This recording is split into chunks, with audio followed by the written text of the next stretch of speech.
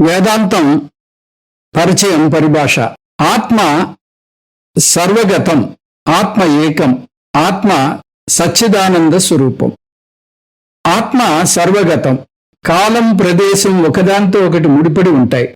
ఆత్మ కాలానికి ముడిపడి లేదు, ప్రదేశానికి పరిమితమే లేదు.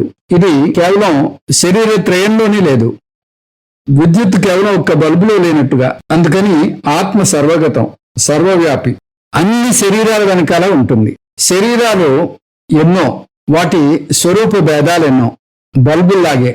ఆత్మ అతి చిన్న ప్రాణి అయిన చీమలోనూ ఉంటుంది, అతి పెద్ద ప్రాణి అయిన ఏనుగులోనూ ఉంటుంది. అందుకని ఆత్మ సర్వగతం. ఆత్మ ఏకం. అన్ని శరీరాల వెనుక ఉన్న చైతన్యం ఒకటే. శరీరాలు అనేకమైన, ఆత్మ ఒకటే అవ్వాలి. ఆత్మ ఏకమైనది, ఆత్మ అద్వితీయమైనది, రెండో వస్తువు లేనిది. ఆత్మ సచ్చిదానంద స్వరూపం. ఆత్మకి మరణం లేదు కాబట్టి వర్తమాన, భూత, భవిష్యత్ కాలాలకి అతీతంగా ఉంది కాబట్టి దీన్ని సత్ అంటారు. ఆత్మకి సరిహద్దులు లేవు, ఒక దేశానికి పరిమితి కాలేదు. అందుకని ఆత్మ అనంతమైనది. ఆత్మ చైతన్య స్వరూపం. జడమైన శరీరాలకు అది చైతన్యాన్ని ఇస్తుంది కాబట్టి దీన్ని చిత్ అంటారు. పరిపూర్ణత్వ భావాన్ని ఆనందం అంటారు. అనుకుని పని ఏదైనా పూర్తయితే కలిగే భావన ఆనందం.